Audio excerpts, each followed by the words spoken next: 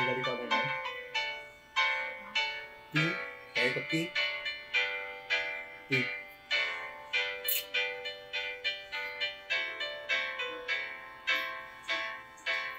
Nine. Ang ano ko dahil sa last. Sa ako na lang sa slack yan. Tingnan ko.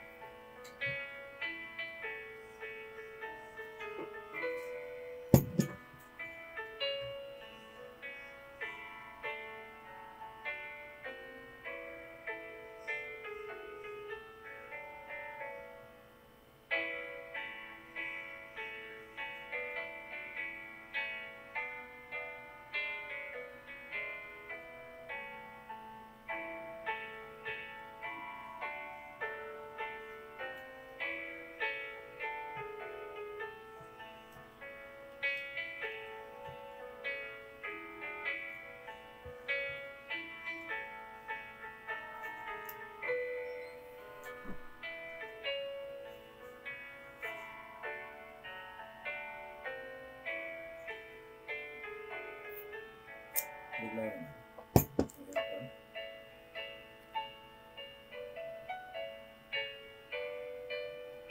Sa kanyan ko. Sa kanyan. Pwede ka.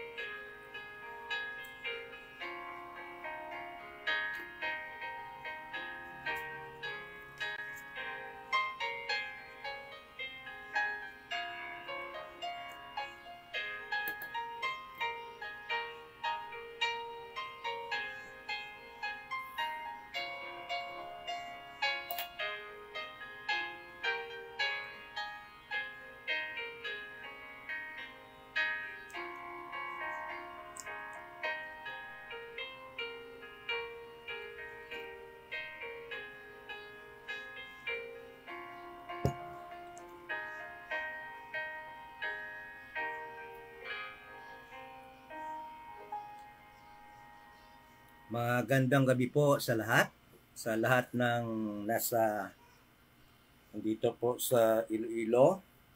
Magandang gabi din po sa lahat na nandito sa Pilipinas at sa mga kapatid po natin. Kung saan man po kayo ngayon, magandang gabi. At ito nga pala yung Iloilo Dispensation of Grace Bible Church.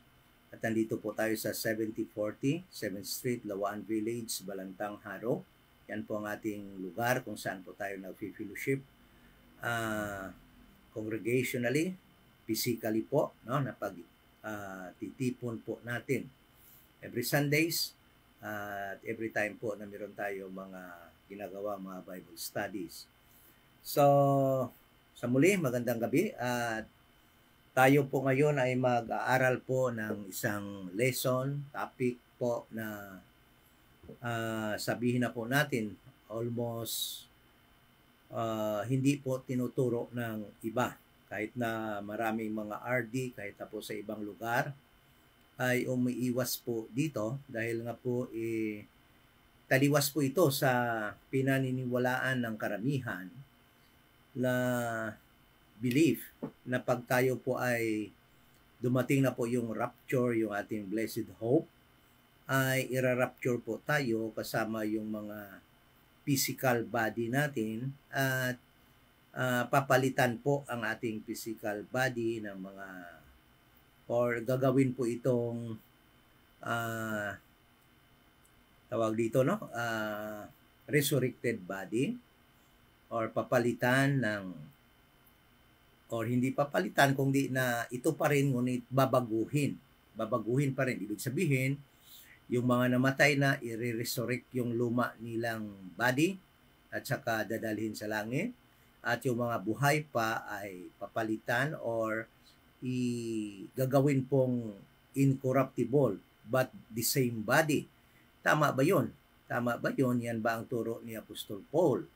So, alam nyo, hindi ako against kung tama yun. No? Kung tama yun, nasa Bible yun, I'm so glad, kasi gusto ko rin na ito yung body ko.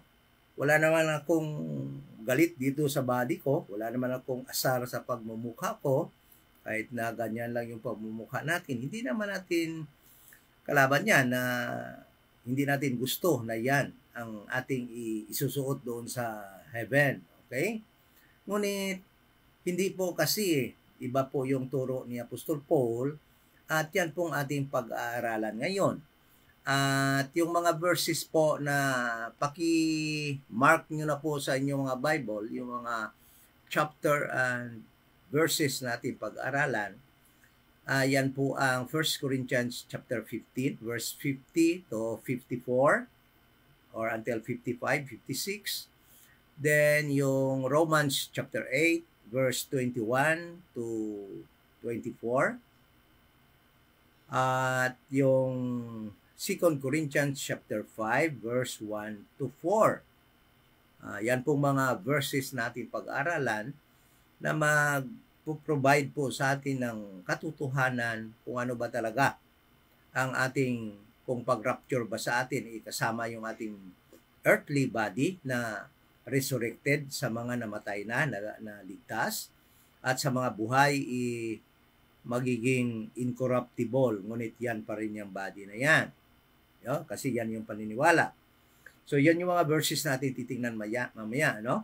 Ngunit, bago pa po yan, bago tayo humantong dyan, ay titingnan po natin yung mga ibang verses mula sa Genesis. Ano ba talagang pangyayari? Bakit mamamatay ang tao? At kung mayroon bang understanding yung mga tao noon about sa resurrection na mangyayari in the future. Okay? So, before we start, ito nga pala yung church dito sa Iloilo na tanging nagtuturo ng gospel of this dispensation of the grace of God na siyang tanging makakaligtas ng kaluluwa ng tao. At yung gospel na yan ay pinipreach na Apostol Paul. Hindi po ito na i-preach nila ni Peter at sa kanyang mga kasama. Dahil ngayon kanilang gospel ay gospel of the kingdom at ito po ay gospel of the grace of the dispensation of the grace of God.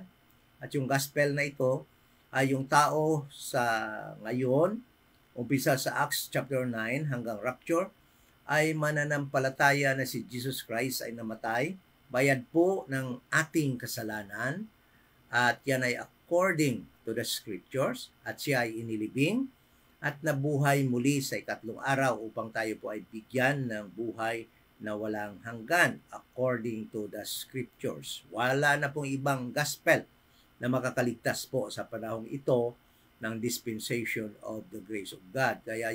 Kaya po kung gusto nyo maligtas, yan po ang inyong pananampalatayahan, ang gospel ni Apostol Paul na tinatawag may gospel, at yan yung tinatawag na gospel of the grace of God. Okay? So bago po tayo mag-umpisa, mag-pray po muna tayo. Join me in prayer. Ama na banal, magtatakal po kami ng isang masila na bagay ngayong gabi. Ngunit ipinaubaya po namin sa inyo ng iyong katalinuhan, ang siya po mangibabaw, at alam po namin na wala kami magawa sa aming mga sarili. Walang-wala po kami, kaya po umaasa lamang kami sa iyong paggiya sa amin sa pamamagitan ng banal na Espiritu.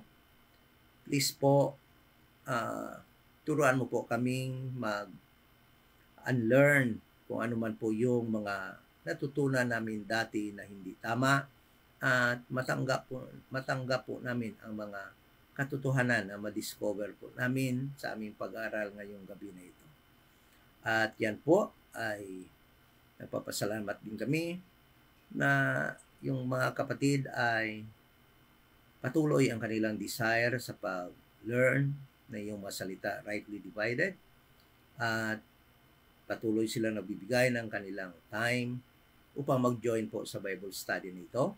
At sana po yung mga objectives namin kung bakit namin ginagawa ang Bible study na ito ay magiging totoo po. At yan ang unang-unang pag-preach ng gospel at pag-learn ng mga doctrines upang kami po, members of the church, the body of Christ, ay ma-edify po sa isa't isa. Thank you so much, and we pray in Jesus' name. Amen. So, unang-una po, bibigyan po natin ng pansin kung kailan ba talaga nag-umpisa ang tao, bakit mamamatay. Okay? So, in Genesis chapter 3 verse 19, dito po nag-umpisa, katatapos lang po sa chapter 2, ang paggawa ng ating Panginoon sa kanyang creation ng heaven and earth at paglagay ng tao. Hindi po natin alam kung gaano po ito, ilang taon po ito bago nagkasala po ang si Adan at si Eva. Ngunit in Genesis chapter 3, dito po natin matunghayan ang pronouncement ng Panginoon na ang tao ay mamamatay. Dito, sabi niya dito, in the sweet, Genesis chapter 3 verse 19, in the sweet of thy face shalt thou eat bread till thou return unto the ground. So, ang tao po na ginawa ng ating Panginoon, no, ay babalik sa ground or sa dust kung saan po siya nanggagaling. It speaks of death. Nagsasalita po yan ng kamatayan. Ngunit sa panahong ito, alam naman po natin na hindi alam ni Adan, no, kung anong mangyayari sa kanyang soul. Dahil ang sinabi lang po dito ay yung kanyang katawan na galing sa dust or sa ground ay babalik sa ground. So for the longest time, hindi po natin yan malalaman sa mga libro na ito kung ano mangyayari sa soul at saka sa spirit. But when it comes to the body, the flesh, na galing sa ground, sabi dito ay babalik yon sa ground. So saan pupunta yung spirit? Saan yun pupunta ang soul? Hindi po natin nalalaman sa Book of Genesis. Hanggang dumating po tayo doon sa Book of Ecclesiastes. Meron pong additional information doon sa Book of Ecclesiastes with regard kung saan pumupunta. Alam naman natin na yung tao ay composed of three, no? And it is the flesh or the body na galing sa dust. at ng spirit na galing mismo sa Panginoon at ng soul at ng pagbigay ng spirit, ang tao ay nagiging living soul. Kaya ang tao, sabi diyan, composed of ng tatlong ito: body na galing sa dust, soul, and spirit na galing sa Panginoon na siyang nagbibigay ng buhay sa soul, sa tao. Okay? But because of sin of Adam, no? Ang lahat ng tao na descendants ni Adam ay nagiging image ni Adam, ng sinful Adam. Kaya alam nyo, it is wrong to believe that you and I at sino mang tao is is made or was made in the image of God. Si Adam lang at saka si Eve ang ginawa sa image ng Panginoon. Ngunit lahat ng tao na isinilang ni Adam at saka ni Eve ay hindi na yon kagaya ng image ng Panginoon. Kaya tingnan mo sa Genesis chapter 5 verse 3. Sabi po dito, and Adam lived 130 years and begot a son in his own likeness after his image and called his name Seth. So, after Adam sinned, no, he begot son after his own image. Kailan ba nanganak si Adam at si Eve? After they committed sin. So, ibig sabihin lahat ng anak ni Adam at ni Eve was actually in the likeness of Adam's image, which was, during the time, sinful. Okay? Fallen Adam. Kaya lahat ng tao ay mamamatay according to 1 Corinthians 15 verse 22. Dahil nga yon sa kay Adam. Okay? So, wag pa kayong maniwala na nung isinilang kayo ay in the likeness of God's image. No? You were born in the likeness of Adam's sinful, fallen image. Okay? So because of sin, sabi ng Panginoon, it was pronounced by God that a person must die. Every person born on this earth must die. At sabi niya doon, ang iyong katawan na galing sa ground or sa dust will return into dust. So, saan pupunta yung soul and spirit? So, kung basahin mo sa book of Genesis hanggang Exodus, hanggang, kung meron kayong makita na sinasabi dito kung saan pupunta ang soul at saka spirit, ay please help me. Ngunit, hindi natin makikita from this chapter 4 of Genesis hanggang the book of Ecclesiastes, doon lamang natin makita ang added information kung saan pupunta yung spirit. Okay? Sabi dito, sa book of Ecclesiastes, the truth is, Job, no? Job, hindi alam ni Job kung saan siya pupunta pag namatay siya. Pupunta muna tayo sa book of Job. Okay? Job chapter 14. Sabi ni Job, alam ni Job na mamamatay siya. Sabi niya sa verse 14, Job chapter 14 verse 14, if a man die, shall he live again? It was a question thrown by Job. Question mark yun. Sabi niya dito, all the days of my appointed time, ano yung nire-refer ni Job? All the days of his ng kanyang pagkamatay, of his appointed time, will I wait. That includes sa kanyang time na buhay pa siya. Tayo talaga, naghihintay naman talaga tayo ng ating pag-change. Sabi ni Job, all the days of my appointed time, referring sa kanyang buhay, pati na sa kanyang pagkamatay, will I wait till my change come. Alam ni Job na pag namatay siya, there will be a time that God will change him. Ngunit tatanungin ko kayo, alam ba ni Job kung ano na change ang mangyayari sa kanya pagdating noon? Alam ba niya? Basahin mong lahat ng sinulat ni Job, hindi masabi ni Job kung anong mangyayari sa kanya. Ngunit alam niya that his life, his length of time na kanyang pagtira dito sa mundo, including sa kanyang pagkamatay, it is a wait. It is actually a waiting time until his change will come. Anong change yun? Okay? Hindi natin alam yun kung anong change yung mangyayari noon. Okay? Hindi alam natin yun. Hindi alam ni Job yun. Wala siyang sinabi.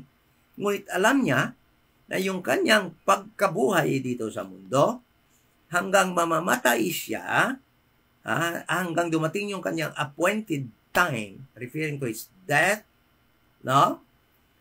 It is actually a time of waiting until that change will come. Yan ang change yun. Na in-explain ni Job. Hindi, kasi hindi niya alam. Wala pa siyang alam, no? Okay? So, in addition, no? Doon sa book of Ecclesiastes, mayroong dagdag na information doon. Ecclesiastes chapter 12 verse 7, malalaman natin ang additional information kung saan pumupunta ang spirit kung mamamatay. Sabi dito, then shall the dust return to the earth. It was affirmed in this book and chapter and verse na yung taong mamatay ang kanyang katawan, which na nanggaling sa dust, will return unto dust. Then sabi dito, as it was, and the spirit shall return unto God who gave it. So, wala. Dinagdagan ng Panginoon yung information kung anong mangyayari sa taong mamamatay. Yung information doon sa Genesis chapter 19, dinagdagan niya na yung dust, yung katawang ito na galing sa lupa ay babalik sa lupa, at yung spirit will return unto God who gave it. Ang sabi niya. Ngunit, wala pang information kung saan pupunta yung soul. Wala pang information. Wala pang na banggit na resurrection dito. Wala pa. So, ibig sabihin, that information about resurrection was still a secret until it was revealed by Christ. Saan ba natin makikita na mayroon ng resurrection? Sino bang nagsabi noon unang-una? Si Jesus Christ sa kanyang earthly ministry to the Jewish people, to Israel. Bakit nga ba sinabi ni Jesus Christ ito sa mga Hudyo? Dahil the Jewish people was chosen by God to become His earthly people. That is why, yung mga namatay, na mga na-save, sa mga Jews, will live on this earth sa kanyang pagdating na kanyang earthly kingdom. Okay? So, punta tayo ngayon sa Book of sa book of John, no? Sa book of Luke chapter 16. Luke chapter 16. During Christ's earthly ministry, additional information been given to us. Although the book of Luke is up for our learning, for our information, but it is not for our doctrine. It is not for our obedience, yung book of Luke. So the additional information that was given by Christ in his earthly ministry in the book of Luke chapter 16 is that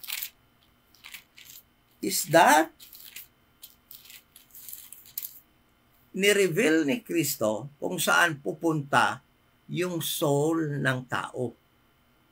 Okay? Pagkatapos niyang mamatay. Okay? So ito yon. Luke chapter 16 verse 22. Verse 22, sabi dito, "And it came to pass that the beggar died and was carried by the angels into Abraham's bosom." Okay? So, that is the very location kung saan pumupunta. Pag namatay ang tao, pumupunta doon ang kanyang dust is bumabalik sa dust, sa earth. Ang kanyang spirit pumupunta doon sa Panginoon, bumabalik doon sa heaven, sa God who gave it. Then, his very soul, the very you. No? Pag namatay, sabi dito, "And it came to pass that the beggar died and was carried by angels into Abraham's bosom." So, additional information, the soul of a person went to the Abraham's bosom or paradise. But listen to this. There is another location. Sabi niya, "The rich man also died and was buried, and in hell he lifted up his eyes, being in torments, and seeth Abraham afar off and Lazarus in his bosom." So, there are two locations of souls of those who are saved or of those who are in God's prophetic program. Merong dalawang lugar. Kasi itong information na ito sa Luke are informations given by God to his earthly people, not to the body of Christ. Because the body of Christ at this moment of time was still hidden in God, was still a secret, a mystery hidden in God. So this information in the book of Luke is actually for his earthly people, Israel. Okay? So, sabi dito, sabi ni Jesus Christ, mayroong tao na pupunta sa Abraham's bosom and they will be comforted. And mayroong mga taong pupunta sa hell and they will be tormented. Okay? Yan yung dalawang location na pupuntahan ng tao sa prophetic program while waiting for what? For their change. Habang hinihintay nila ang sinasabing ni Job na pag-change. Okay? So, sa panahong ito ng sinasabi nito ni Jesus Christ, meron na bang namatay na member of the church, the body of Christ? Wala pa. Dahil nga, hindi pa nga na form ang body ni Christ at this moment of time. Okay, so, while waiting for their change, that was mentioned by Job, in Job chapter 14, verse 14, these people, the soul of these people who died, will be temporarily kept in Abraham's bosom and in where? Hell. Why? Bakit dalawa ang location? Dahil sabi ni Jesus Christ,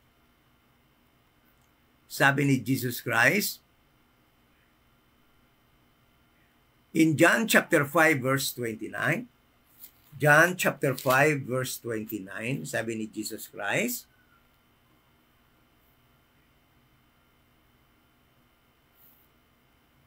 John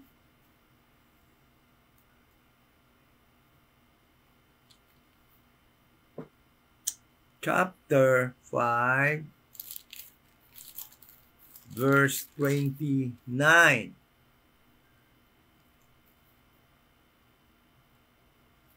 And shall come forth, listen to this, and shall come forth they that have done good unto the resurrection of life, and they that have done evil unto the resurrection of damnation.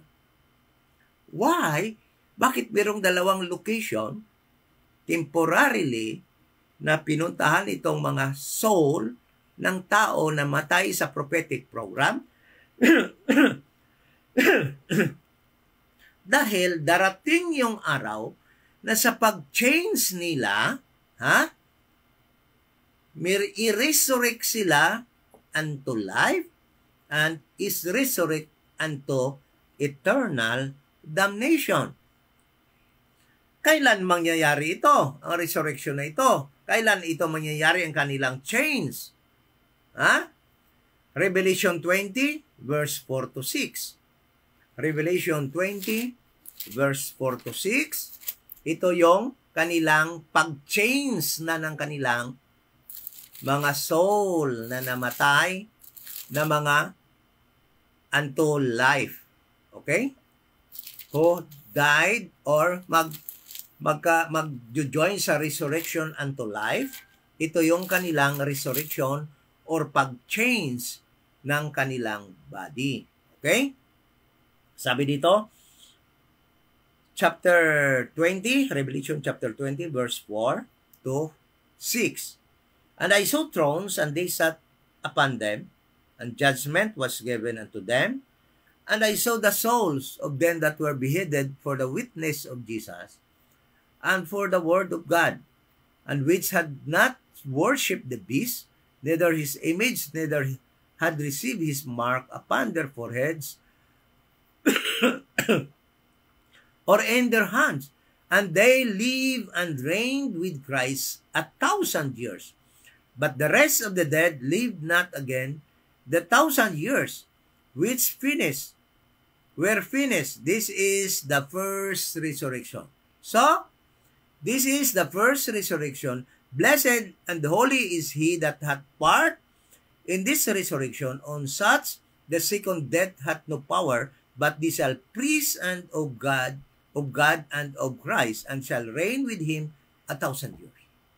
So this very event, now this resurrection is the very event that change will occur unto these people who will be resurrected unto life. Yung nasa hell na tinotorment, kailan sila i-resurrect? Kailan mag-change ang kanilang body? Kailan sila i-resurrect? Revelation chapter 20 verse 12. And I saw the dead, small and great, stand before God, and the books were opened, and another book was opened, which is the book of life. And the dead were judged out of those things which were written in the books according to their works, and the sea gave up the dead which were in it, and death and hell delivered up the dead which were in them, and they were judged every man according to their works. And death and hell were cast into the lake of fire. This is the second death. And whosoever was not found written in the book of life was cast into the lake of fire. So this is the resurrection, the change that will occur to them that were temporarily cast in hell while waiting for their change. Okay? So where is the body of Christ?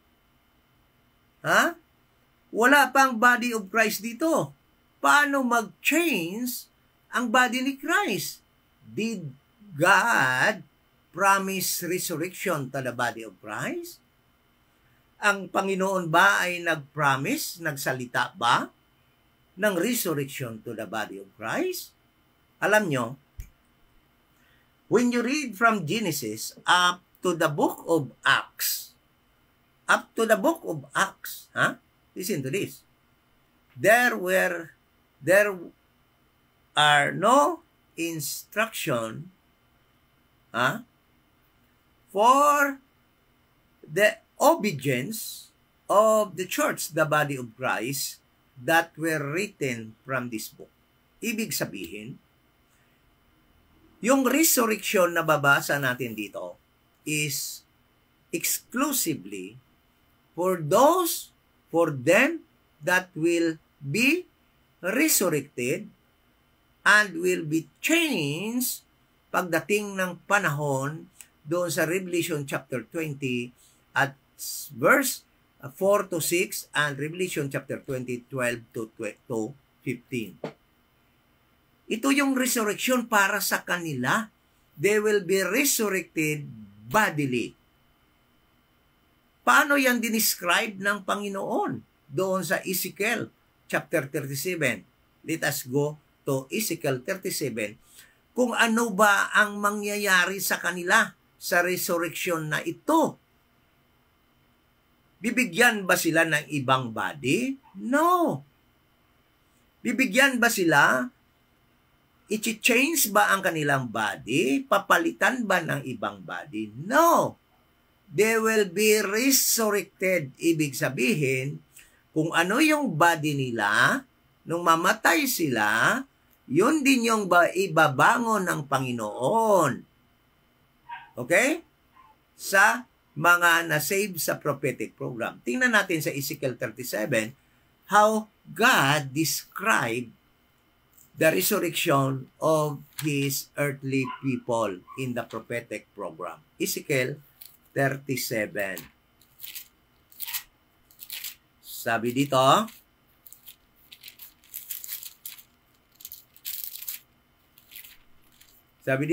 Ezekiel 37 verse 1. Umpisa natin up to 12. The hand of the Lord was upon me and carried me out in the spirit of the Lord. Ezekiel was carried by God in the spirit. Ibig sabihin, he was in the spirit. Then, and carried me out in the spirit of the Lord and set me down in the midst of the valley was full of bones. So, dinala si Ezekiel sa gitna ng valley. Ibig sabihin, valley, lowland, no? In between two hills, doon siya dinala, at ipinakita sa kanya ang valley na puno ng dry bones. Okay? Verse 2, and caused me to pass by them round about. Pinalakad siya doon, and behold, there were very many in the open valley, and lo, they were very dry. Tuyong-tuyo na itong mga bones na ito. Walang laman. Okay? Lahat ng nerve, wala na. Lahat ng blood, wala na. Wala ng water. Then verse 3, and he said unto me, Son of man, can these bones live? Sabi niya, Ezekiel, ito bang mga bones na ito ay mabubuhay muli? Okay? Verse 4, again, sabi ni Ezekiel, and I answered, O Lord, thou knowest. Sabi ni Ezekiel, Lord, ikaw nakakaalam.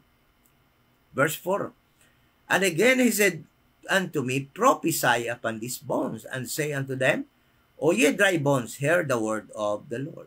Sabi ng Panginoon sa kanya, you have to prophesy to these bones. At ito yung prophecy na sinabi ng God, na pinasabi ng God kay Ezekiel.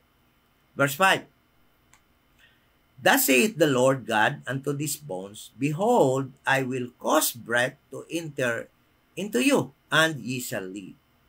Okay? Sabi ng God, I will cause breath. Ibig sabihin, the Holy Spirit will be returned unto them, will be breathed by God again unto them. Okay?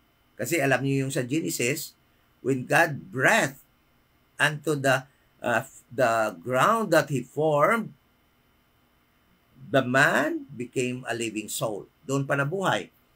So, verse 6, and I will lay sinews upon you, and will bring up flesh upon you. So, yung mga bones na yun din yun ang bibigyan ng Panginoon ng mga fibrous nerve, strong fibrous nerve, that will connect the bones and the muscle so that those dry bones will again stand. Okay? Ibig sabihin, yun pa rin yung body na yun, yun pa rin yung mga bones na yun, ay bubuhayin ng Panginoon.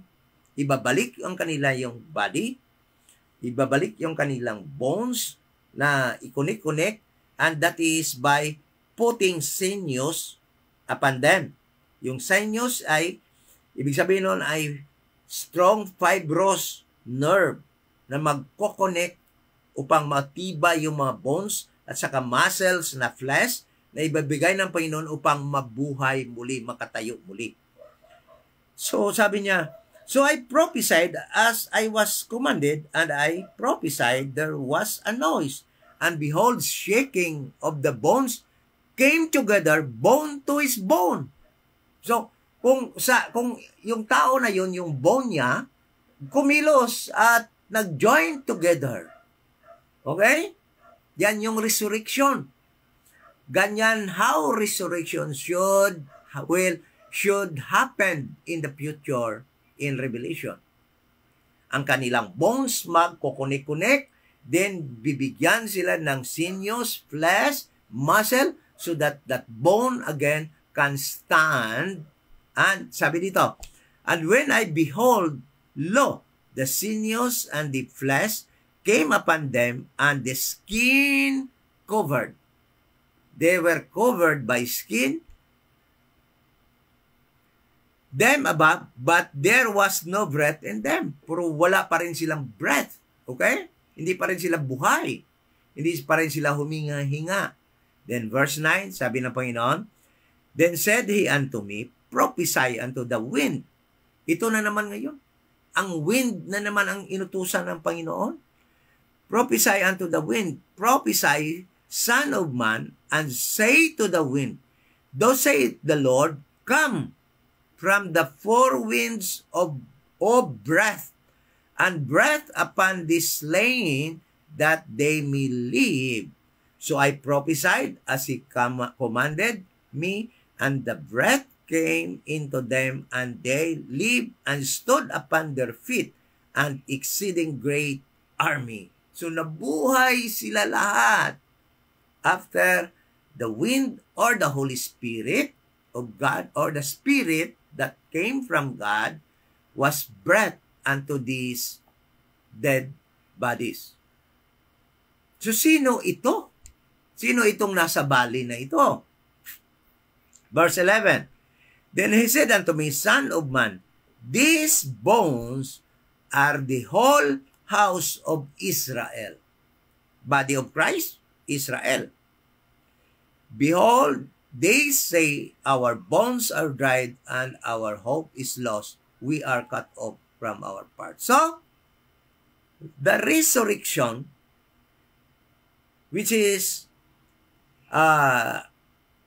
the giving or making their whole body alive, is for Israel, not to the body of Christ.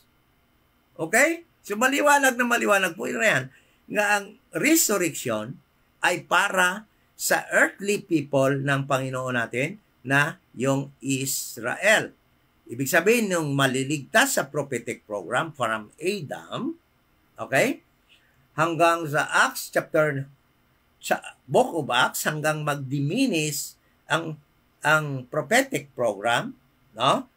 At lahat ng naligtas doon will be resurrected in Revelation chapter 20.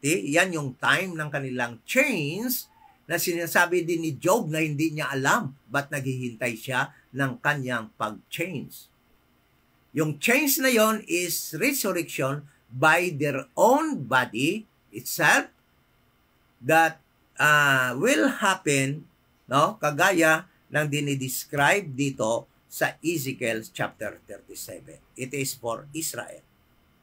So, ano naman ngayon niya ang change na mangyayari sa church, the body of Christ? Okay?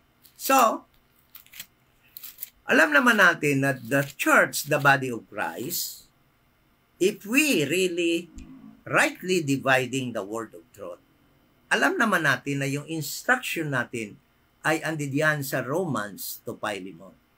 Wala tayong instruction for our obedience sa ibang books. Dahil yung ibang books na yan, outside, apart from Romans to Philemon, ay instruction yan for those people, to His covenanted people, who will live on this earth when Jesus Christ will establish His promised kingdom to the Jewish people. Okay?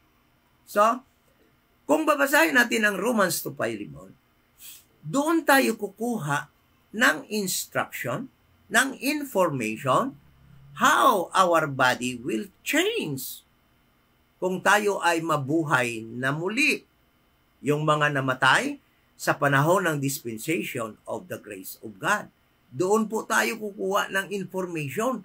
Hindi natin pwedeng nakawin itong information that was spoken by Jesus in Mark, Luke, and John about resurrection, because this information about bodily resurrection is only for His earthly people. Saan tayo kukuha ng ating information about the change that was spoken by Job in Job chapter 14 verse 14. So, let us examine the instruction of God given to Paul, our apostle, which is for us, member of the church, the body of Christ. So, let us now go to 1 Corinthians 15 verse 50. 1 Corinthians 15 verse 50. Doon natin makita yung instruction na binigay ng Panginoon kay Paul kung paano tayo mag-change. Okay? But listen to this. In chapter 15, starting in verse 1 hanggang verse 49, Paul was defending the resurrection of Jesus Christ that was questioned by those who do not believe the resurrection. Kaya, kung basahin mo, kung hindi mo maintindihan itong 1 Corinthians 15 verse 1 to 49, ay baka i-apply mo sa sarili mo. Ayan o, si Paul nagsasabi about sa resurrection. No. He was not teaching or speaking that the body of Christ will be resurrected bodily. Paul in chapter 15 verse 1 to 49 was defending the resurrection of Jesus Christ because many people in his time do not believe about resurrection. That is why Paul defended, explained how Jesus Christ resurrected, and his resurrection actually was a pattern. Listen to this. Sabi ni Paul, sabi niya, his resurrection was a pattern of them that will be resurrected after him. Listen to this. But now is Christ risen from the dead and become the first fruit, become the pattern, or become the first fruit of them that sleep. Sino nag-sleep na ito? He was referring to the saints. To the saints. Kingdom saints. Okay? Of them that sleep. Past tense, slept. Slept. E-S-L-E-P-T, referring to the kingdom saints. Dahil ang kanya resurrection is, bodily resurrection, ay pattern yan ng mga taong mabubuhay muli, ma-resurrect, at titira sa kanyang earthly kingdom. But listen to this. Pagdating sa verse 50, sabi ni Paul, "Now this I say, brethren, that flesh and blood cannot inherit the kingdom of God, neither does corruption inherit incorruption." Verse 51. Listen to this. Verse 51. "Now this I say, brethren, that verse 51. Behold, I show you a mystery." After explaining, defending the resurrection of Jesus Christ that became a pattern of them that will live in his earthly kingdom, Paul revealed a mystery. And this revelation is about the change that will happen to us, members of the church, the body of Christ. Tingnan mo. Verse 51. Paul never used the word resurrection, but what? Change and the word raise. But never Paul used the word resurrection, because bodily resurrection is only for those who were saved in God's prophetic program to Israel. Listen to this. Verse 51. Behold, I show you a mystery. Mystery. Ibig sabihin, secret. Because this mystery, this secret, then will be first revealed to the members of the body of Christ during the time when Paul wrote this to the Corinthians believer. Okay? Sabi niya, we, referring to the members of the body of Christ. Ngunit dito, sa verse 20 of 1 Corinthians 15, sabi niya, but now is Christ risen from the dead and become the first fruit of them. He never mentioned we. First fruit of we. But them, referring to the third person, and the third person are the members of the kingdom saints, or members of the little flock, the remnant that will live in Christ's earthly kingdom. But listen to this. What personal pronoun ang ginamit ni Paul dito sa verse 51? Behold, I show you mystery. We, referring to the members of the church, the body of Christ, we shall not all sleep. Actually, ang sleep dito is progressive tense. Hindi tayo matutulog. Okay? Dahil yung mga namatay in this dispensation of grace ay dinidescribe ni Paul na natutulog lamang. Okay? He was referring to the soul na natutulog lamang. But we shall all be changed. Paul did not mention we shall all be resurrected. All, including those who are sleeping or died, or those who died, members of the church, the body of Christ, and including those who are living or alive during the rapture. Sabi niya, but we shall all be changed. Hindi tayo mamamatay lahat, sabi niya, but we all, lahat tayo, including them that are already dead and alive, when the change will come, sabi niya, but we shall all be changed. Hindi ay sinabi, we all be resurrected. Okay? Verse 52, in a moment, referring to the rapture, to the sounding of trumpet, and the sound of the archangel in 1 Thessalonians chapter 4, verse 13 to 17. In the twinkling of an eye, at the last trump. Kailan magsasound yung trumpet? Doon sa 1 Thessalonians. At the last trump, for the trumpet shall sound, and the dead, those who are sleeping those soul who are sleeping, died in this dispensation of the grace of God, shall be raised. Listen to this. Did Paul use the word resurrection? No. He used the word raise. Why? Because raise could mean left up, lifting up. Okay? It could be lifting up to heaven. Diga? Kaya yun ang ginamit ni Paul na word, raise, not resurrection. Because resurrection people, resurrected people, will not be raised up to heaven. Will not be lifted up to heaven. They will only be resurrected from the grave and will walk on the ground to enter their kingdom, their earthly kingdom. That is why Paul did not use the word resurrection. Huh? They shall be raised incorruptible.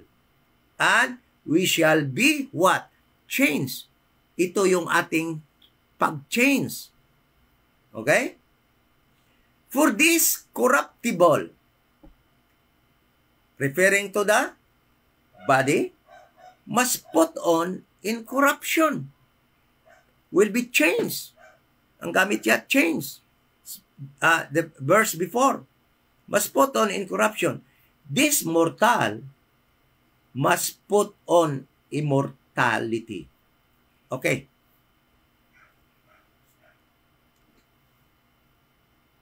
Thus Paul, pag sinabi ba ni Paul na for this corruptible must put on incorruption and this mortal must put on immortality, ano bang nire-refer dito ni Paul?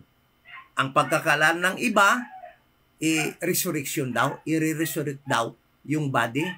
But listen to this. I would refer you this verse. I will bring you this verse to the verse which actually tinutukoy ni Paul. Okay? Let us go to 2 Corinthians 5:4.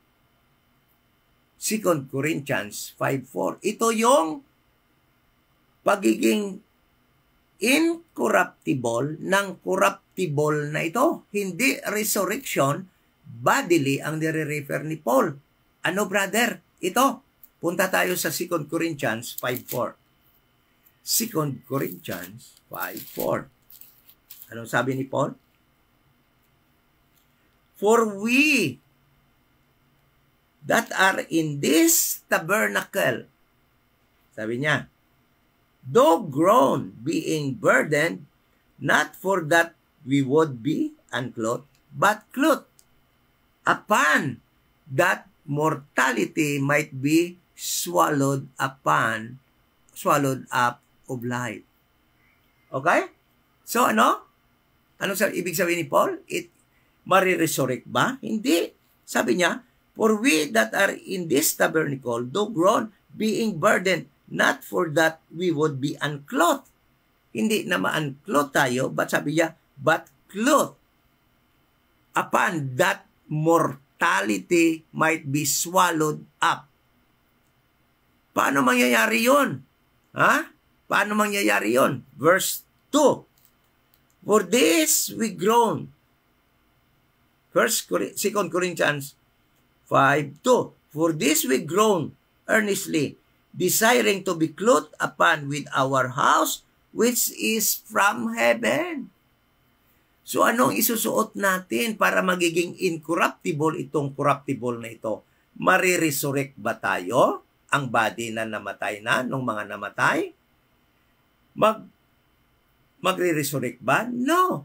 Paul speak of the change of body. Sabi niya dito. Ha? Verse 1. Basahin na natin. Umpisa verse 1.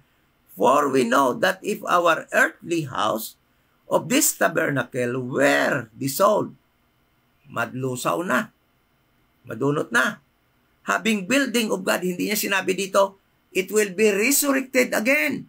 But sabi niya dito, if this will be dissolved, sabi niya dito, we have a building of God. Meron tayong building or house na titirhan. Sabi niya, an house not made with hands. Eternal in the heavens. Saan yung bahay na yon? Saan yung isusuot natin na yon? Itong bahay pa rin naman na ito, i-resurrect ba ito? Or sabi ni Paul, we have a building of God, a house, not made with hands, not made with hands, not made of earthly material. Because this body is made of earthly materials, is made of hands, made of earthly materials. Sabi niya, sabi niya, eternal in the heavens. Ibig sabihin, sabi ni Paul, meron tayong bahay doon na isusuot yung ating kaluluwa pag akyat na natin doon sa heaven. Sabi niya verse 2, for this we groan. At yan yung ating ginugroan, dinidesire. Being clothed, we shall not be found naked.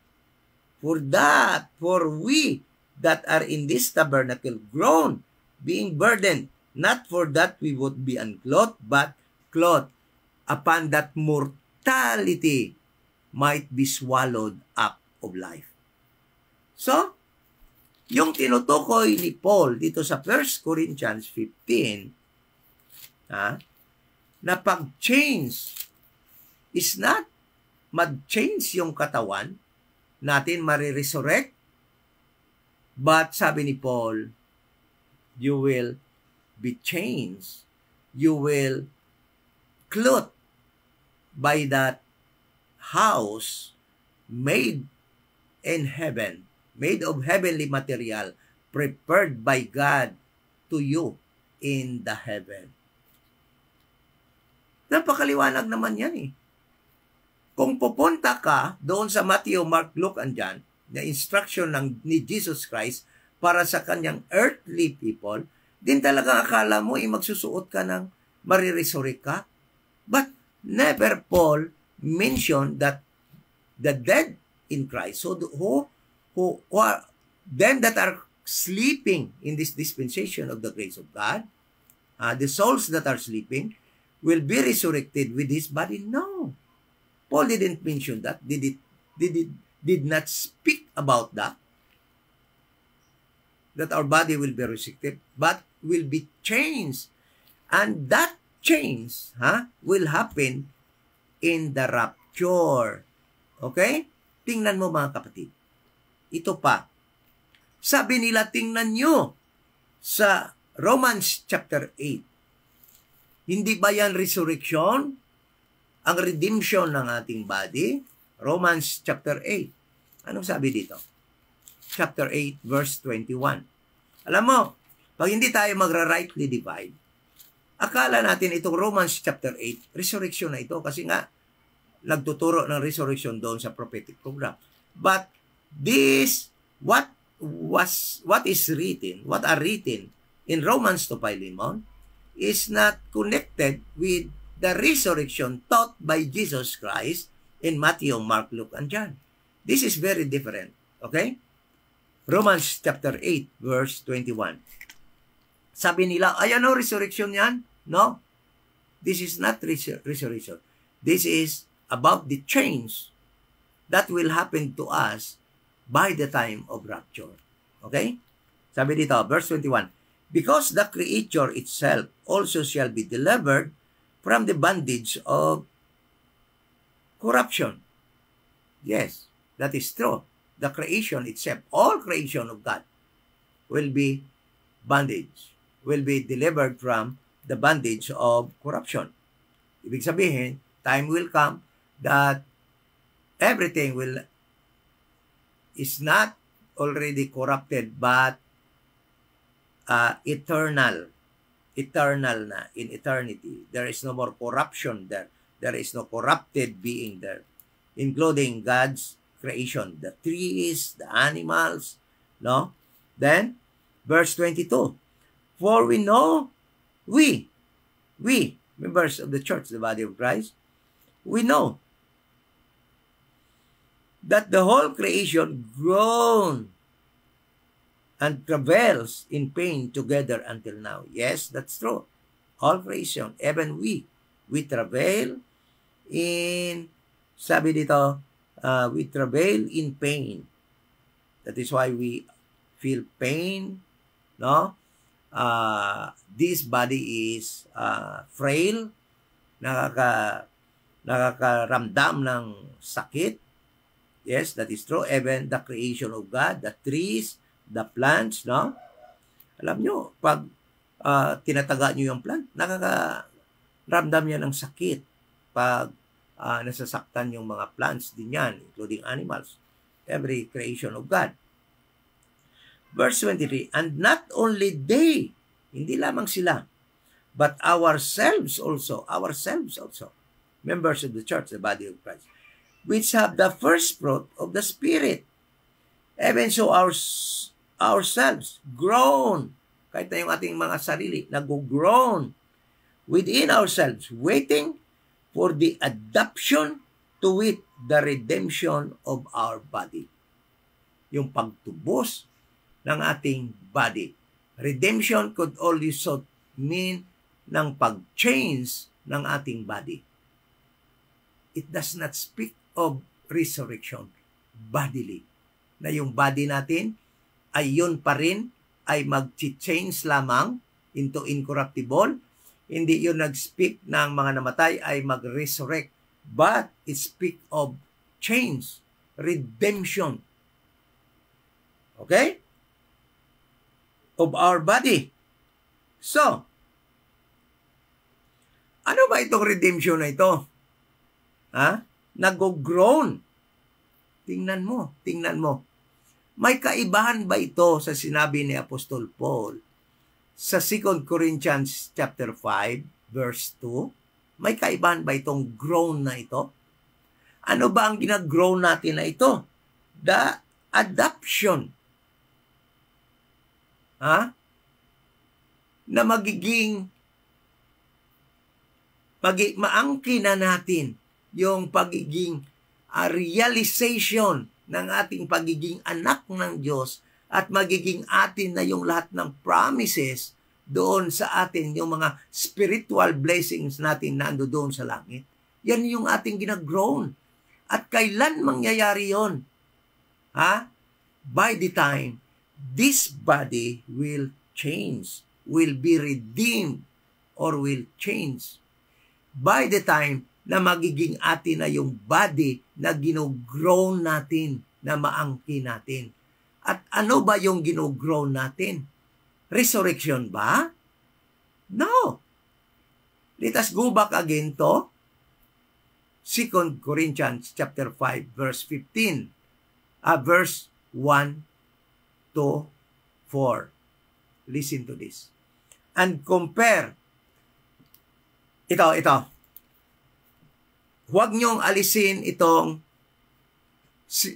Romans chapter 8, verse 23. Huwag niyong alisin ito. Markahan nyo, hawakan nyo. Then let us compare it with 2 Corinthians chapter 5, verse 1 to 4. Specifically, verse 2. Okay? Romans chapter 8, verse 23. Let us compare it with 2 Corinthians chapter 5, verse 2.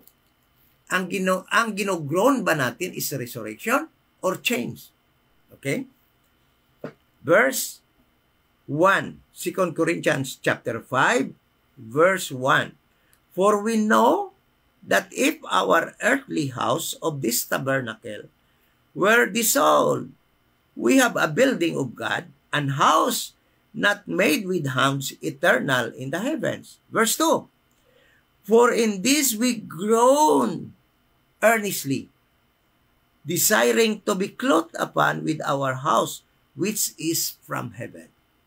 House from heaven, not resurrected body, not resurrected house, but house from heaven. Then go back to Romans chapter 8, verse 23. And not only that, but ourselves also, which have the first fruit of the Spirit, even we ourselves, the waiting for the adoption to wit the redemption of our body. Sabi niya, even we ourselves groan within ourselves, waiting for the adoption to wit the redemption of our body. So, may kaibahan ba yung verse na ito? Verse 23, we ourselves groan within ourselves, waiting for the adoption or change, to wit, the redemption of our body. May kaibahan ba yan dito? Sa 2 Corinthians chapter 5, verse 1 to 2? Wala. Iyan yung ginogroan natin doon sa Romans chapter 8. Ito yung ginogroan natin na maangkinan natin. Ito yung heavenly body natin, hindi resurrected body. Dahil never na tayo, members of the church, the body of Christ, will be resurrected bodily. Dahil tayo ay mag-change at isusuot natin yung ating heavenly body na piniprepare ng Panginoon doon, and doon waiting for our soul that will be caught up during the rapture, after our soul will be awakened by the shout of the archangel and the trumpet and the sounding of the trumpet of God in 1 Thessalonians chapter 4, verse 13 to 17. So, listen to this. If you really rightly divide, do not get information or instruction from God's instruction to them that will live in His earthly kingdom. Receive the instruction or obey the instruction, learn from the instruction, and obey those instructions that God gave to us from Romans to Philemon, because that is the essence of rightly dividing the word of truth. Kasi kung ang yung rapture mo ay resurrected body, no. It's a no. Because resurrection bodily is only God's program, how they will change to live in their earthly kingdom. While God gave us the instruction that all members of the church, the body of Christ, will be caught up, their soul will be caught up during the corporate rapture of what? Of the church, the body of Christ. That will happen in 1 Thessalonians chapter 4, verse 13 to 17. Alam nyo, kung sa akin lang, kung i-resurrect ito at dadalhin doon sa langit, walang problema sa akin yun kung andid yan sa Bible. Wala naman, hindi naman ako galit dito sa katawan ko eh. Okay naman ako dito sa mukha ko kung ito yung magiging mukha ko doon sa langit. Ikaso nga hindi eh. Dahil we have our body, a building of God, prepared for us by God in the heaven. Yan ang ating isusuot sa langit. So, anong i-rapture sa atin? Kasama ba yung physical body natin? I-resurrect? No. Hindi. Never Paul spoke about bodily resurrection for the church, the body of Christ. It is a change. Okay?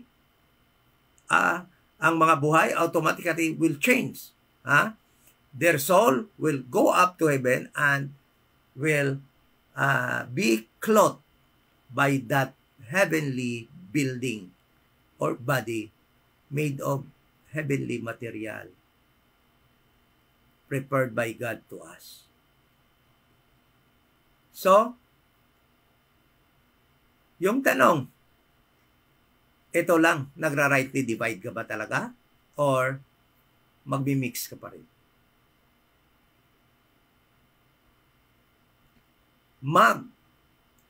Pag-rapture ba sa atin kasama yung body ng mga namatay at ang ating body dadalhin doon at gagawin lang incorruptible? No. We have our body na ginogrow natin, na gusto na nating isuot, na ando doon sa langit. Yan ang ginogrow ni Paul, yan ang ating isusuot doon, yan ang ating dinidesire na isusuot. Do not desire for the resurrection, physical resurrection, because it is only for the prophetic sense, the earthly people of God. They will be resurrected. They will not be raised up. They will not be raised up to heaven. They will not be lifted up to heaven. They will only be resurrected from the grave, then will walk through their kingdom during Christ's return after the 7 years tribulation period. So I hope this issue been already addressed properly. The issue actually is, do you really rightly divide? Where you are getting your instruction? From the books written to Christ's earthly people, or from the books written to us, members of the body of Christ? We have complete information. We have complete instruction from God in Romans to Philemon. Do not divert and find another instruction and mix it to our instruction from Romans to Philemon, from Genesis to Hebrews to Revelation. Those instructions are exclusively for the church, member of the kingdom, the earthly kingdom of Jesus Christ.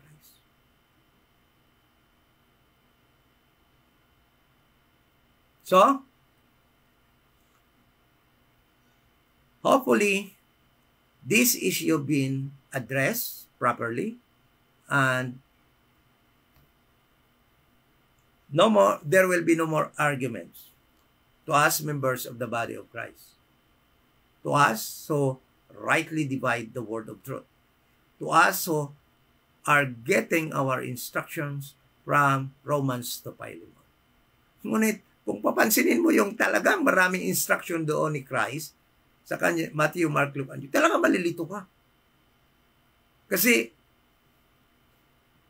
akala natin, resurrection din yung mga sinasabi ni Paul. No, it is not. And it can never be. It will not happen ang bodily resurrection sa atin. Sabi nga dyan sa verse 50, 1 Corinthians 15:50, flesh and blood cannot inherit the kingdom of God, referring to the heavenly kingdom. So by the time God will resurrect His earthly people, it will be with sinews. It will be made of flesh. It will be covered with skin. You notice? In Ezekiel chapter 37, then that body, that resurrected body, cannot enter Christ's heavenly kingdom according to 1 Corinthians 15, verse 1, verse 51, verse 50. Because it is made of nerve, bones, and flesh, and skin, which is earthly materials, which are earthly materials. Okay? And listen to this. I will end today's information. 1 Corinthians 15. Sabi ni Paul, 1 Corinthians 15, dinifferentiate ni Paul yung celestial body at terrestrial body. Listen to this. You, members of the church, the body of Christ, after our change, during the rapture, in 1 Thessalonians 4:13 to 17, you will automatically become a celestial being. Then sabi ni Paul, 1 Corinthians 15 verse 40, umpisa natin verse 39. All flesh is not the same flesh, but there is one kind of flesh of men, another flesh of beasts, another of fishes, and another of birds. Verse 40, there are also celestial bodies and bodies terrestrial. What is celestial bodies? Celestial bodies are heavenly beings. These celestial beings are created, designed to live only in the heaven. That is why they are called celestial being. Okay? So, and bodies terrestrial. So these are terrestrial being are earthly creation. Ibig sabihin, yung mga animals dito sa earth, yung human being, the Homo sapiens, the trees, the fishes, the birds, they are terrestrial being and they are only designed to live on this earth because they are terrestrial. Okay? So, being celestial being, hindi natin pwede isuot yung resurrected body kung resurrection, i-resurrect tayo upang tumira doon sa heaven.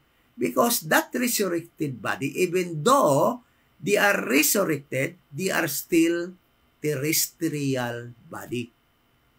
That is why our soul will be clothed by that building made of heavenly materials waiting for us in the body, because after the rapture, pag dinala na tayo doon, we will remain there in heaven as celestial beings. Okay? That is why we will be given celestial bodies, because we members of the church, the body of Christ, are celestial being. We are no longer terrestrial being after the rapture. Pagdala sa atin doon, we are already celestial being. Okay? Sana po ay naging malawan po yan. At medyo napatagal, no? Yung ating Bible study. Hindi. Dahil nga sa ibang Bible study natin, umabot tayo ng 9:30, 9:40, ngunit ngayon 9:20 lamang. No? Ibig sabihin, ay umigsi nga ng kunti yung ating Bible study. But I do believe that hindi ko na po kaya pang explain outside from these biblical verses dahil hindi na po natin pwede pang nakawin pa ang ibang mga verses from other books. At as right divider, I am only getting instruction about this topic from what was given to us by God through Paul in Romans 2:5. Yan pong essence kasi ng rightly dividing. We are taught by God, guided by God, to find our instruction from Romans 2:5 dahil yan po ang ating instruction sa panahon ito. Wala na pong iba. Kaya kung gusto nyo kumuha doon sa Matthew, Mark, Luke, and John, kayo na bahala. But me, never. Kasi hindi na ako magiging right divider nyon. Magiging wrong divider na po ako kung kukuha pa ako doon ng ibang instruction and will be applied to us in this period of the grace of God. Thank you so much. At ito nga pala yung Iloilo Dispensation of Grace Bible Church. At sa muli, dito tayo sa 7040 7th Street, Lawan Village, Balantang Haro. At ito po yung church na tuturo ng tao ay maligtas lamang ngayon pag siya ay nananampalataya sa nag-iisang gospel sa panahong ito ng Dispensation of the Grace of God.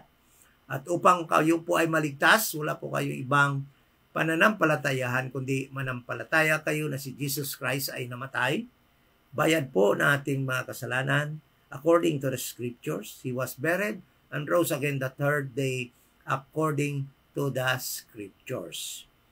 Yan po ay mababasa natin sa 1 Corinthians 15 verse 1 to 4. Thank you so much and magandang gabi. Grace and peace po sa ating lahat. And let us close this in prayer. Ama na banal, thank you so much po sa aming Bible study sa gabing ito. Sana po ay naging maliwanag na po sa amin itong aral na ito.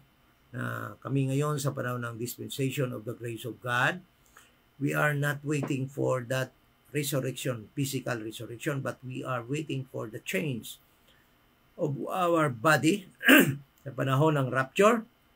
At yung body na yan ay ginogrow namin, dinidesire namin na isusuot dyan sa Romans chapter 8 verse 23. At yan po yung body na yan ay yung nakasulat dyan sa 2 Corinthians chapter 5 verse 1 to 4 na sa panahon na yan ay maswalo na ang aming mortality at magiging immortal na po kami at magiging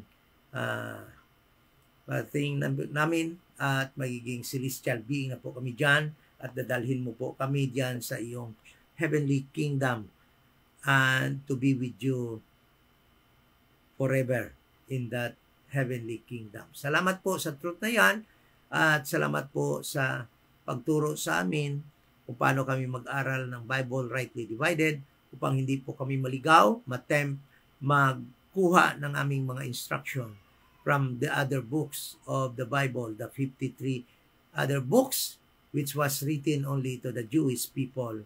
But dito kami kukuha sa 13 epistles of Paul na isinulat po para sa amin ito sa panahong ito ng dispensation of the grace of God. We pray and thank you so much pati sa aming mga kapatid. Salamat po sa kanila for being with us today, tonight, in Jesus' name. Amen.